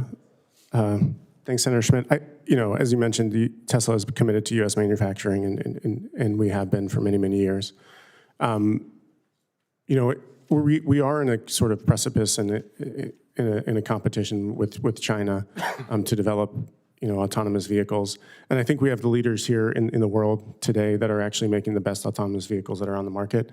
We need to maintain that leadership in order to really hopefully transition autonomous vehicles into a state where the FAA has with Boeing and become the gold standard of the future of aviation, some 70, 80 years ago. If we take that same leadership now and we put forth, an AV framework that Congress instructs NHTSA to enact, we will have that leadership where, the best American companies will make the most AVs for the world to follow. And to put a finer point on it, it matters not just for here, but you see what China does worldwide with their EVs, right? They effectively subsidize them, they dump them in a market, they take over a whole continent because they wipe out an entire industry, and then all you're left with are Chinese EVs. If you think about the data that can be gathered from having AVs all around the world as sort of roving sensors for our chief adversary, I think that is a sort of an underrated aspect of this competition. And then finally, with the 4 seconds I have remaining, I just want to ask, between you guys, if you want to weigh in, we're talking about this federal framework, you've got all this kind of patchwork of the states, but how should the federal framework account for local differences? I mean, there are going to be differences, and how do you minimize it? What's important? How do you guys see it? Senator Schmidt, I'll just briefly say this is an opportunity for federalism. We have states that are passing AV deployment statutes. They need to be involved in all this. At the same time, the federal government needs to step up with regard to vehicle design, vehicle construction, and vehicle performance. There's an opportunity for both states and the federal government to be involved together to make sure that we are winning this race. Thank you, and I will say the last point Senator Schmidt raised about the dangers of Chinese surveillance in EVs and Chinese manufactured cars are very real concerns, and one that I think all of us need to take very seriously. Senator Markey. Yep. Thank you, Mr. Chairman. I want to start with a little-known fact about autonomous vehicles. When an AV, such as a Waymo, encounters a situation on the road that it doesn't know how to handle, the Waymo phones a human friend for help. The autonomous vehicle communities then communicate with a so-called remote assistance operator, human being, who is located remotely and guides the self-driving car through the difficult driving environment. And despite the crucial role these operators play in autonomous vehicle safety, the public knows almost nothing about those people, those human beings. And that is why yesterday I opened an investigation into all of the major autonomous vehicle companies demanding answers about their remote assistance operators. Mr. Pena, let's learn more about Waymo's remote assistance operation. I understand that Waymo calls these people live agents and rider agents, these human beings. Yes or no, does Waymo employ humans located remotely to help its vehicles navigate difficult driving scenarios? Senator, they provide guidance. They do not remotely drive the vehicles. As you stated, Waymo asks for guidance in certain situations and gets an input, but the Waymo vehicle is always in charge of the dynamic driving task. So that is just one additional input. But the human being helps the vehicle to navigate those difficult driving scenarios. Is that correct? Yes. Okay. So are all of these human operators located in the United States? Are they all here? No, we have some in the US and some abroad. So how does that break down? What % are abroad? Senator, I don't have that number for you. We can get back to you. Is it a majority are abroad? I just don't have that number. Well, that's very curious that someone who's running the program has no idea how that workforce breaks down. Just seems kind of curious that you don't know that answer. But are some of these operators located outside the United States? Yeah, some are located abroad. Yeah, and so for me, that's fairly shocking. Waymo has critical safety employees who may need to intervene in a split second if a Waymo encounters an unknown dangerous situation located in the United States, but they are outside the United States. In what countries are these employees located? The Philippines. Jimmy? The Philippines. So they're in the Philippines. Yeah. Mr. Pena, that is completely unacceptable. And here's why. Having people overseas influencing American vehicles is a safety issue. The information the operators receive could be out of date. It could introduce tremendous cybersecurity vulnerabilities. We don't know if these people have U.S. driver's licenses. And let's not forget, Waymo is trying to replace the jobs of hardworking taxi and rideshare drivers.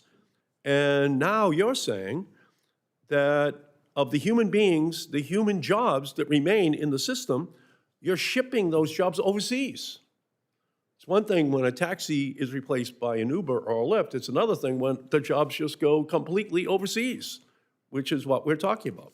Because no one likes a backseat driver, but a transatlantic backseat driver is downright dangerous in our country.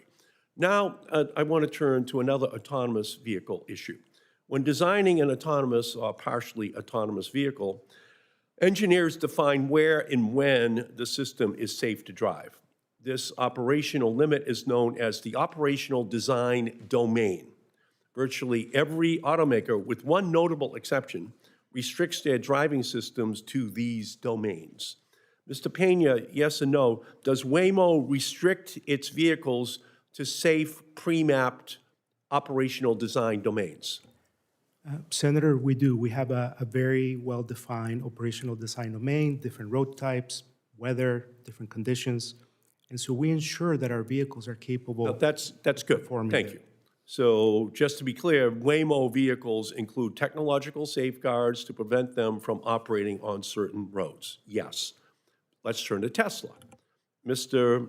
Moravi, yes or no, does Tesla restrict its partially autonomous driving systems, such as full self-drive and autopilot, to safe, pre-mapped operational design domains? Senator Markey, our driver's assistance system that you mentioned, full self-driving supervised in our vehicles, can be operated on a generalized solution in all public roads. On the other hand, our fully autonomous solution that is in operation in Austin is geofenced and mapped to a limited area. So what Tesla is doing, unlike Waymo, Teslas do not have technology that prevents drivers from triggering the full self-drive and autopilot in unsafe conditions. So from my perspective, that's outrageous because autopilot and full self-drive have already been involved in dozens of deaths because, in part, Tesla drivers can enable these driving systems on any road under any conditions. And by failing to follow the best practices of every other AV company, Tesla is putting American lives at risk. And that is unconscionable. And it's why in December I introduced the Stay in Your Lane Act, which requires automakers to define where and when their driving systems are safe and restrict the driving systems to those conditions only. Tesla does not do that. Tesla's vehicles say full self-drive, but really they are only partial full self-drive. For the driver, that's very misleading to call something full self-drive when you cannot, in fact, meaningfully use that technology without increasing the danger. We need to ensure that they are supervised by human drivers when they are using full self-drive. So that's my message to Tesla. You got to do that. Other companies do it. You have to do it as well, or else we're going to continue to see recurrence of these accidents on the streets of our country. Thank you, Mr. Chairman. Thank you. Senator Lummis. Thank you, Mr. Chairman. Among the things that have come up as I've listened in this hearing is the human factor behind the wheel. So, Mr. Maravi, you've spent your career involved in designing systems for automobiles, both with drivers and without drivers. Am I correct? Yes, Senator, that's correct. Could you tell me what things that you've worked on designing over your career have reduced deaths in automobiles, in passenger automobiles? Yes, Senator, the list is quite long, so I'll try not to belabor everyone here. But I've worked on systems related to crash safety, occupant restraints, autonomous driving systems, driver's assistance systems, automatic emergency braking, and all of them have had some impact on saving lives. But then didn't it drop to a point where it kind of plateaued?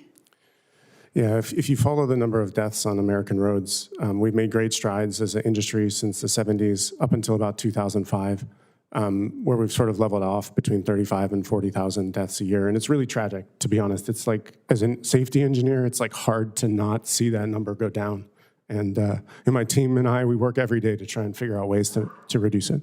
And what made it plateau?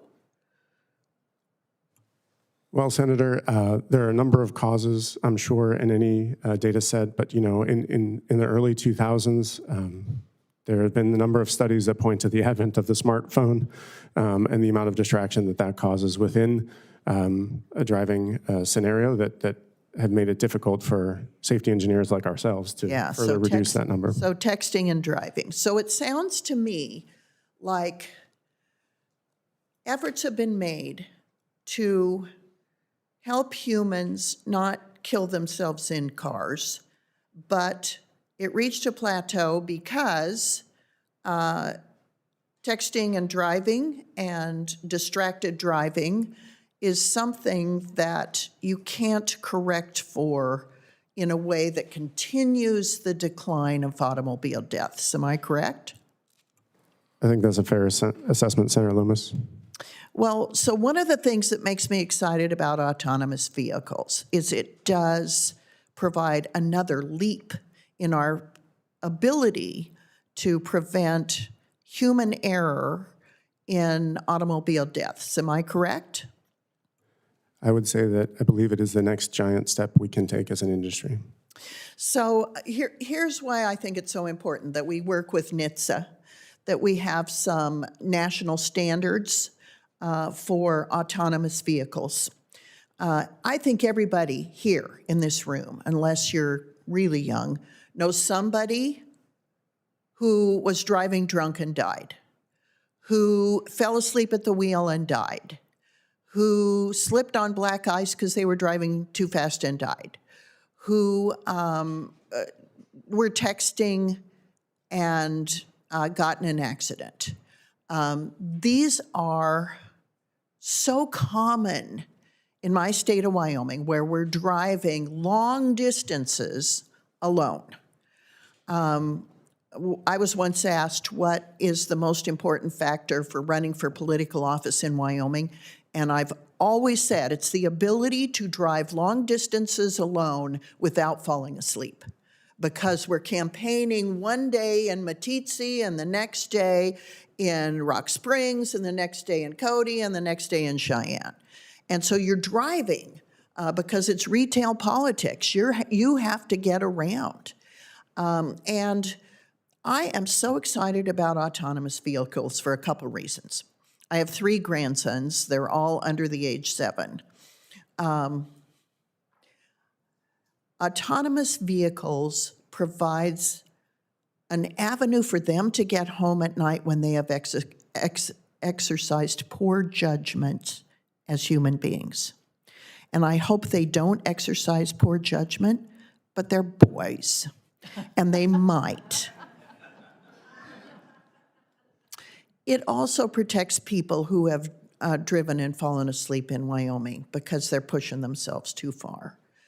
And this texting and driving thing is not something that plagues me, but it terrifies us as parents. So the last thing that makes me excited is I'm quickly entering the era when I might be a little old lady who wants the freedom to still be able to drive when maybe she should not. And I just want a button in a car that if I don't know where I am or I'm not as sharp as I was behind the wheel, that I can push a button in the car that says grocery store and another button that says home, take me home. And the freedom that will give elderly people is such a comfort to me as I become an elderly people. And Mr. Chairman, the work you're doing on this, I join you in being excited about it. You know, I got to ride in a Waymo out in San Francisco. And there were 2 interesting things to me. One is how safe I felt. The other was when we pulled into their yard, how many jobs there were for people that were working on the cars. They're different jobs in the same industry. And what Tesla's talking about doing with automobiles where all the parts are made in America, and they're using like U.S. lithium and other raw materials to make these cars, that's transformative, that's game changer for personal passenger vehicles. So I just want to compliment the people that are testifying today. I think that the opportunities provided for human safety are unparalleled, and that the jobs that will be created within the same industry are a little different than the jobs that we have today in that industry, but they're jobs nonetheless, and they're going to be good jobs. So I'm excited about this technology. I can't wait, because if I ever get dementia, man, I want that little take me home button on a car. It's freedom for old people, and it's safety for young people. And so I want to thank you all for what you're doing to advance the opportunity for those of us who want to get home safely. And Mr. Chairman, count me in on your efforts to create a federal standard below which you cannot fall, but that has the criteria NHTSA needs to move forward and help this industry embed and grow in the United States. Thank you, Mr. Chairman. Well, and I will say, at least for the next year, you're in a good place for dementia. You're in the U.S. Senate. I also want to encourage people to listen to Senator Lummis's excellent description of being a parent or a grandparent and concern for the safety of young people. And I think you're exactly right that AVs are a total game changer. I say this as the father of 2 teenage girls. I am very concerned. I will not let my daughters go in an Uber. In my hometown of Houston, 4 Uber drivers were just indicted for sexually assaulting teenage girls in their car. And I am thrilled for the day that I can send an AV to take my girls where they need to go, and I don't have to worry about a man in the front seat who might do something violent. And I think there's a lot of parents who share exactly the concern that I have, and I think that's an enormous safety improvement as well. Senator Duckworth. Thank you, Mr. Chairman. I too am excited about the future of autonomous vehicles, especially for those in the disability community. Unfortunately, we as a nation have become collectively numb to the tens of thousands of lives lost on our roads every year. But the federal government and the automotive industry's shared failure to significantly reduce traffic fatalities must never be weaponized as an excuse to rush out AV designs that are merely as deadly or perhaps slightly less deadly than the status quo. So let's not kid ourselves. While self-driving technology is exciting, it has a long way to go, and our regulatory system is even further behind. And so I want to bring the panel's focus to where self-driving cars have been massively hyped but inadequately prioritized, helping Americans with disabilities lead more independent lives. Senator Lummis touched on this a little bit. Everybody hopefully will live long enough to develop disabilities. But I got to tell you, I'm somewhat skeptical because no matter how much lip service is paid to accessibility by so-called autonomous driving technology companies, the reality is that all of you are dependent on traditional OEMs. Let's be real, the auto industry has not exactly been a proactive leader in designing, building, and testing vehicles that embrace universal design principles as a default. They treat it as a luxury. Wheelchair users often pay nearly double the price of the vehicle because of necessary aftermarket modifications. Mr. Moravi, I understand that Tesla offers no model that is wheelchair accessible right out of the factory. Is that correct? First of all, yes or no? Ms. Duckworth, I'd just like to thank you for your service. Like I know you bring up the point of accessibility, which is extremely important to us at Tesla. If I may, certain regulations that are adopted by NHTSA in order for us to produce our vehicles somewhat limit the ability for us to provide accessible vehicles. And I think we're here today to talk about. So you don't have a single vehicle right now that is wheelchair accessible out of the factory? No, ma'am. Okay. So given your broad ambitions, indeed existential necessity, when you consider how much of Tesla's valuation is tied to future promises of widespread full self-driving, I am deeply disappointed that not only does Tesla not provide a wheelchair accessible model, but the leading aftermarket conversion company, Braun Ability, does not even list Tesla among its common conversion platforms. So for example, I have a Toyota minivan, but I could actually purchase an accessible wheelchair platform from the factory when I purchased my car, actually when the VA purchased my car. Mr. Moravi, is Tesla currently working with Braun Ability or any other mobility modifier to develop a specific common conversion platform for electric vehicles? Yeah, thank you, Ms. Duckworth. I will say we've had conversations in the past with the companies you mentioned about converting many of our vehicles to fully accessible. I cannot speak for the decisions of those companies in terms of their financial goals or benefits and what they choose to adopt, but we are committed to, with our future products and our robotaxis, provide accessible transportation to everyone. Okay, Dr. Pena, while Waymo appears to be far ahead of Tesla when it comes to actually deploying a limited robo-taxi service, at least when it comes to wheelchair users, I'm afraid that Waymo doesn't seem that far ahead of your competitors sitting next to you. What percentage of Waymo's current fleet is wheelchair accessible?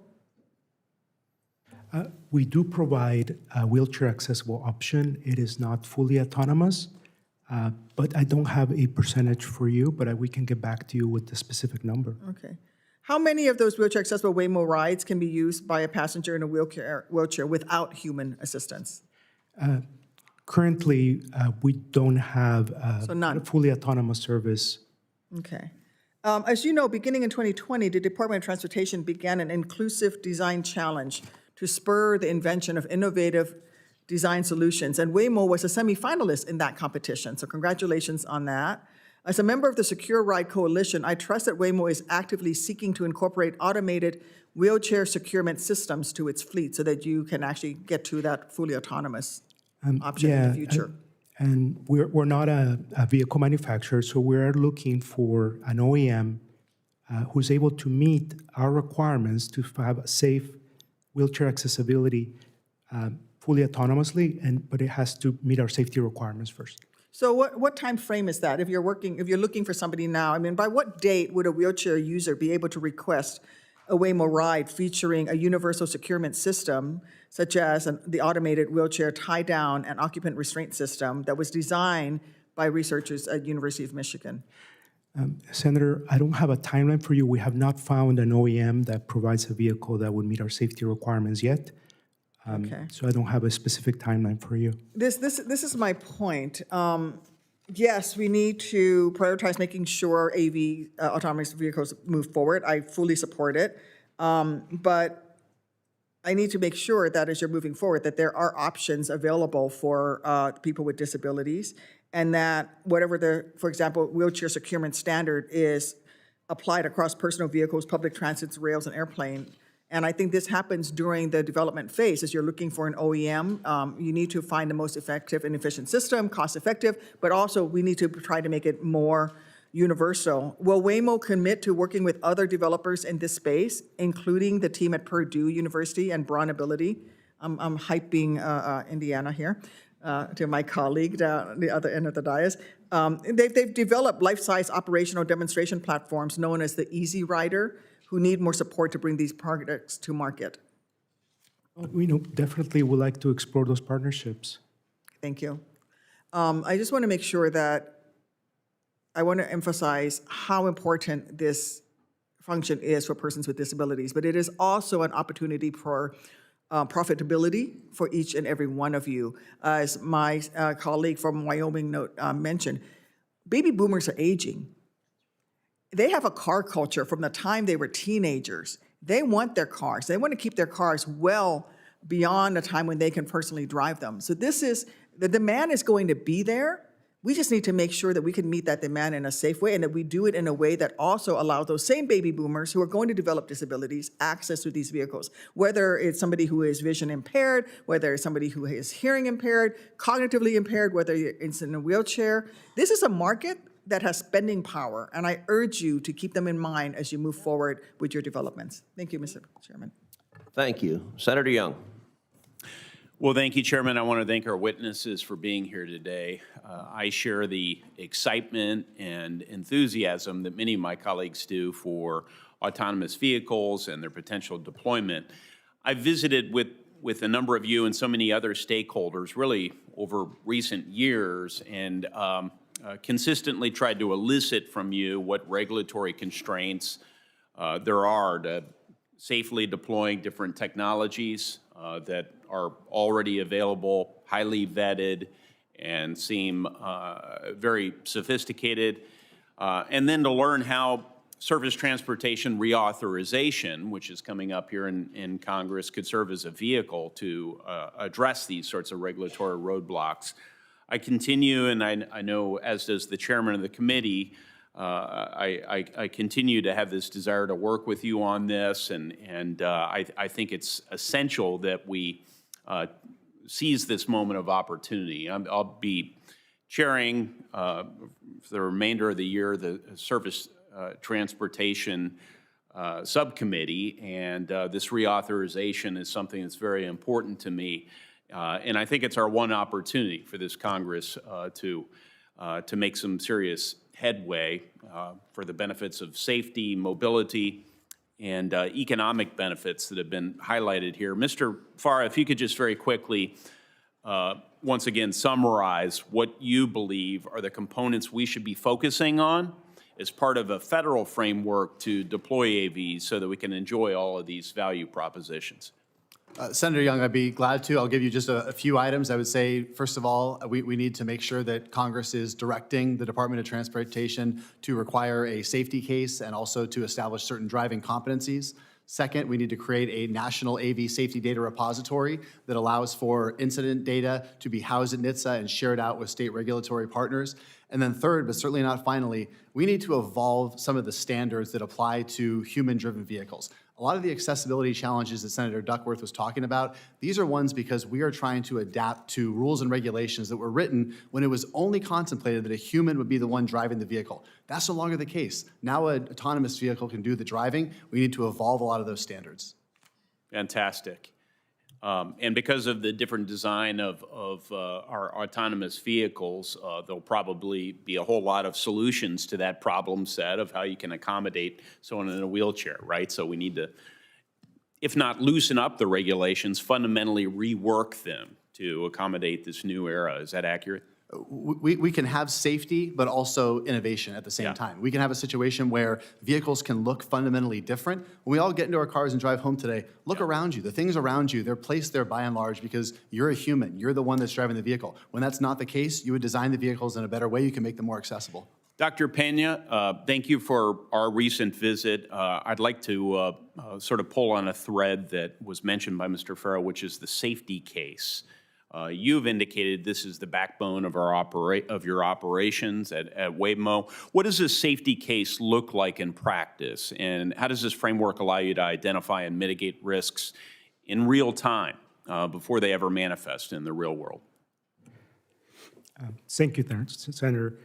The safety case is really an aggregation, a combination of the assessment that is done to ensure that the system is safe to deploy. That includes analysis, tests, simulation, and is put together in a logical argumentation that determines safety with evidence. So you have to show evidence that backs it up. Well, very good. Very good. And we think that if we can get the regulatory atmosphere right, again, that we'll have immeasurable safety benefits to consumers. In my very limited time, I have not yet heard a lot of emphasis on the economic case, which is also pretty compelling. Our need to stay ahead of not just the innovation curve, but also the deployment curve in this country so that we'll continue to have the right incentives so that our workers and our industry can benefit from the economics of this. What are the economic benefits, Mr. Moravi, I'll ask you, to the United States that we'll see if we can establish the right regulatory framework, and what happens if China wins this competition? Yeah. Thank you, Senator Young. I appreciate the question. You know, as I mentioned before, but I'll say it again, you know, Tesla is committed to building all of the vehicles we sell in the U.S. And, you know, our factories in Texas that are already ready to deploy purpose-built AVs offer the opportunity of up to 5,000 jobs locally, plus an extension into the supply base that could be 10 times that. In addition, you know, there's as some of the other senators mentioned, there's an opportunity here to create a better quality of life for those workers. As we shift the industry from a disparate, you know, driver industry where they spend many hours away from the home to a much more localized solution where they can work in factories at high-paying, highly skilled jobs, or in other areas of the business such as service and operations. Mr. Farah, do you have anything to add about the economic benefits to the United States generally, and paint a brief picture of what happens if our chief national security adversary wins this economic competition? Senator, I'll briefly state that what's really special about job creation in the AV sector is that you get all of the jobs involved in building vehicles, but then you get all these other additive jobs involved in the technology development, involved in the servicing, involved in the fleet management, and so on and so forth. So this is really an economic boon to the United States. Thank you. Thank you, Chair. Thank you. Senator Rosen. Thank you, Chairman Cruz. Appreciate you and all the witnesses for being here, for testifying today, and for the work that you're doing. You know, Nevada's been at the forefront of autonomous vehicle testing and deployment, I'm proud to say, and I'm proud also to say our state is really helping to pave that way for this technology. AVs offer enormous potential to improve safety, reduce congestion, expand mobility for seniors and people with disabilities. I want to associate myself with Senator Duckworth's remarks. This is going to be critical for the future incorporation of AVs into all of our lives as we go from being, well, a young person into hopefully we all live to 105, right? But that promise of this is going to depend on robust safety standards. So Nevada allows fully driverless operations in certain limited areas, and autonomous vehicle companies have been operating my hometown for some time, and we're also hopeful that Waymo's autonomous ride-hailing service will begin in Las Vegas this summer after phased testing and local approvals, bringing another major player into our AV's ecosystem.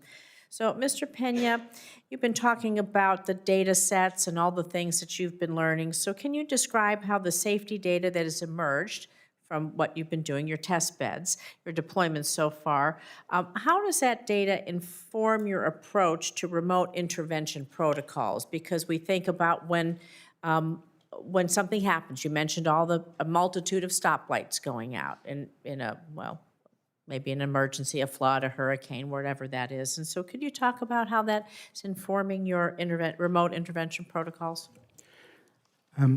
Yes, Senator. We evaluate our system very thoroughly and methodically before we go into any particular area.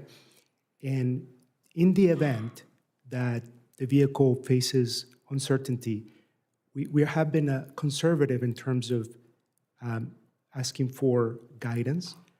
And as we evaluate those situations, we determine whether we can tune the vehicle or provide an update so that it can more confidently handle that scenario, so that eventually that need to ask for guidance will be further reduced. Well, and that leads me to calibration standards, I guess, as we reevaluate, reapply on the data that we learned, because Nevada's, again, long been a leader on testing and deployment of AVs, an emphasis on real-world performance. What you really learn out there, hopefully it's going to be shared with everyone because it's to the benefit of all of our safety, public safety, and they continue to evolve on our roadways, and their reliability, ensuring that is critical, again, for the incorporation of this technology in our lives. So Waymo vehicles rely on a suite of sensors, radar, LiDAR, cameras. They come together for automated driving system. They allow the vehicle to perceive, respond to the environment, just like all the vehicles do. I do believe that you need more than cameras for redundancy, just for the record. These same types of sensors are also used in advanced driving assistance systems, increasingly common in vehicles today. They enable safety features like emergency braking, lane keeping assistance now. And so we know that proper sensor calibration is really essential for these systems to function, right? Research shows that even a 0.2 degree misalignment, just a little bit, in a camera at just 25 miles an hour can be the difference between a timely response and an untimely system activation that could result in, well, devastating consequences, whether the vehicle avoids collision in particular. So, Mr. Pena, I'm going to ask you again, with that in mind, can you speak to the importance of sensor calibration for Waymo's vehicles? How often are your vehicles calibrated, checked? How often do you make sure that they remain aligned over time? And appreciate that. And then if the others want to join in, if they want to talk about that after. And we do use a variety of sensors. So we use LiDAR, which is a laser sensor, radar, and cameras as well. And we're continuously checking their performance and their data. So this happens continuously as we drive. We check that they're performing to our expectations. But if I'm the end user, how often are you going to calibrate my car? Be software updates? Are you going to be checking? Like, how does this happen? Do I take it just for maintenance in between? I mean, I can see that this 0.2 misalignment causing a collision, if it's in between my regular maintenance, that seems a little bit of a hole there. Real time, we're able to detect whether our sensors are misbehaving. And then because we have a variety of them, they're complementary, we're able to correct for that real time as we drive. Real time as we drive. Does anyone else want to talk about calibrating of the sensors in real time or notifying the owner of the car that the sensors have been recalibrated, take it to the next, like some little emergency light, go to your service station, wherever that is, service department? Thank you, Senator Rosen. Yes, so much of the federal regulatory regime is on what does the vehicle look like when it's manufactured. Right. And what we're talking about is the life of the vehicle. Right. And the average passenger car in the U.S. is some 13 years old. You get that little check engine light, right? And so, yeah, we're shifting from a what does the vehicle look like when manufactured to a much more comprehensive every second that a system is engaged, is it safe, whether today or in a year or 10 years? And that's an essential shift of our regulatory mindset. And I know I'm the last person, but I think this is incredibly important, is that cars are going to, well, if you're out here driving on the ice and snowmageddon over here, that could maybe bump a sensor, change things, whatever that is. And I think this constant calibration is really important, Mr. Chairman, for us to think about the safety for your daughters, my daughter, all of our kids, grandkids, even ourselves. Anyone else before we close out? Oh, I think Senator Fetterman's here. Senator Fetterman. Thank you, Chairman Cruz, and I trust you enjoyed your Primanis. It was absolutely delicious, and I have to say, you look damn handsome with that Texans bling. Yes, thank you. Okay, so hi, I'm proud to represent Pennsylvania. Now, Pennsylvania has the 5th most truck drivers in the nation. Clearly, it's a very, very critical piece of our economy. And now, it's not an interesting story, but back in 1994, I worked with UPS drivers there. And I was proud to work with the Teamsters back then. And now I also realized how difficult their way of life is, but I also think that's something necessary that we need to protect. And now I am not going to bash AV or any of these things, nor am I not a Luddite or anything. And I see it's a necessary part of the future moving forward. So I want to get that established. And I also want to acknowledge that Pittsburgh played a significant part of the history of developing AV, that is as well too. So that means that we have, two things must be true. Now for me, I'm going to be the voice for the 90,000 drivers here and I'm going to be the Teamsters voice here. So I don't ever let them be left behind. So I think it's really those union members are very critical in this economy. So, I mean, Mr. Farrer, what is your organization's proposal to deal with the workers, like those 90,000 truckers here in my state? And now of course, they're concerned about losing their job because of the technology. If they were going to replace senators with chatbots, we'd be pretty concerned here too, and I assure you as well too. So for me, it's an honest question, not anything. It's like, why shouldn't trucks and other AVs be supervised by qualified operators in the roads and our highways? I mean, it's a sincere question. Senator, I appreciate the question, and I'll first thank you for acknowledging the role that Pennsylvania has played in autonomous vehicle development, both includes the companies itself, but also institutions like Carnegie Mellon. I want to be very clear in terms of the impact on truck driver jobs here. If someone is a truck driver today and they want to retire a truck driver, they absolutely will have the opportunity to do that. Autonomous vehicles are not out to replace truck drivers. Truck drivers are an indispensable, critical aspect of our supply chain. They are the backbone of the American economy. I think people take for granted how many of their goods are brought to them by truck drivers in this country. The goal of the industry here is to coexist with autonomous trucks. We see roles for human truck drivers and autonomous trucks doing different types of functions.